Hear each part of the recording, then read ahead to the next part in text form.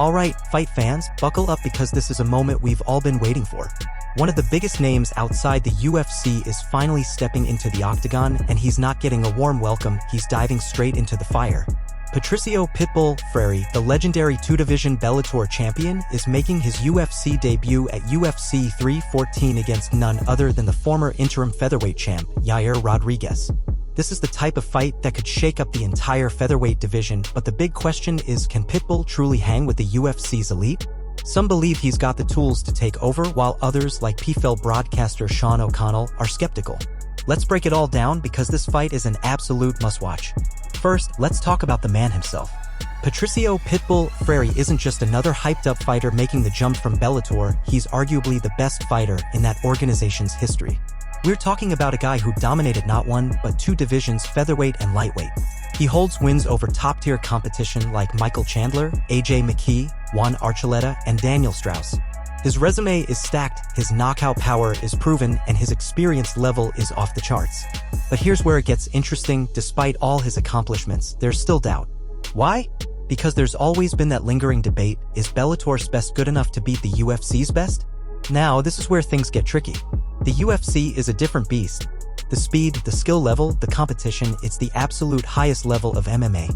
For years, some critics have argued that Pitbull was dominating a league that wasn't as deep as the UFC. And let's be honest, we've seen champions from other promotions struggle when they make the jump. Remember Ben Askren? He was an undefeated, dominant ONE FC and Bellator champion, but once he stepped into the UFC, things didn't go his way. He barely got past Robbie Lawler, then got flatlined by Jorge Masvidal in 5 seconds.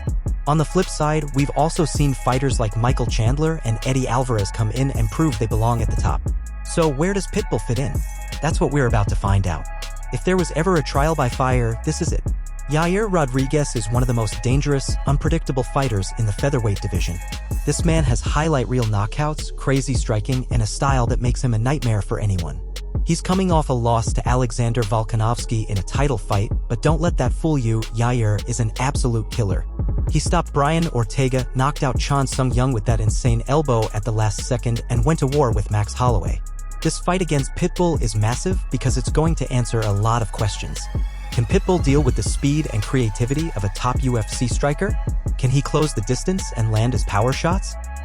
Or will Yair pick him apart and show that there's still a gap between the UFC's elite and fighters coming from other promotions? So how does Pitbull get his hand raised? Well, first of all, he needs to make this a dogfight. Yair thrives when he has space to operate. So Pitbull's job is to suffocate him. Pressure, pressure, pressure. He needs to cut off the cage, close the distance, and land those heavy shots. Pitbull has serious knockout power, and if he can land clean, it could be lights out for Yair. Another key factor? Wrestling. Yair's striking is flashy, but his takedown defense has been questionable in the past.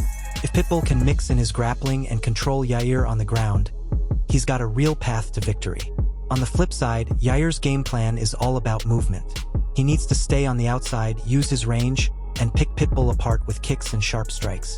Yair has a speed advantage, and if he keeps this fight at his pace, he can wear Pitbull down and possibly set up a spectacular finish. And let's be real, when Yair gets in his groove, he's one of the most dangerous strikers in the sport. Now, let's address the doubts.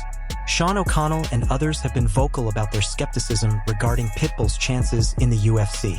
And it's understandable, he's 37 years old, and the UFC's featherweight division is stacked with killers. There's a real possibility that he struggles with the speed and intensity of the competition. But if Pitbull comes in and beats Yair, that changes everything.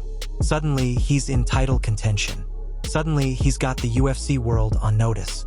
This fight isn't just about proving himself, it's about making a statement. Alright, so what's going to happen?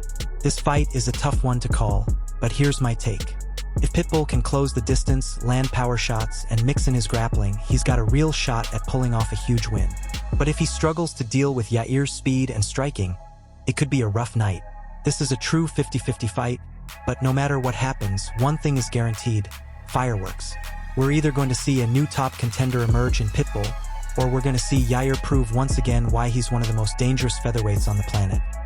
And that's just one of the huge fights coming up. But guess what? There's another massive matchup that's going to shake up the fight world, and you're not going to believe who's involved. Stick around because we're diving into it right now.